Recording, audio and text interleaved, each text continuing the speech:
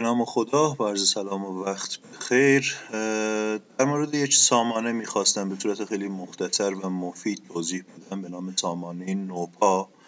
خب مستحضر هستین، ما داریم مقالات رو میخونیم، نیاز داریم ببینیم که مقالات به چه صورتی هستش، آیفشون چند هست، Q1 یا Q2 یا چه صورتی هستن. میتونیم از این سامانه استفاده کنیم، آدرسش رو مشاهده میکنین و میتونیم داخل سامانه منبعیاب اون اطلاعات مربوط به مجله رو پیدا کنیم. همچنین این سامانه میتونیم داخلش علم سنجی اعضای هیئت علمی رو داشته باشیم. یک سایت خیلی مفید، یک سامانه خیلی مفید، مجلات نامعتبر و جعلی هست که خب ممکنه ما تو حین کارمون، مخصوصا زمانی که داریم مقالات مروری می‌نویسیم، زیاد به دردمون بخوره که ببینیم اون مقالات بلک لیست داخلشون هستن یا نه.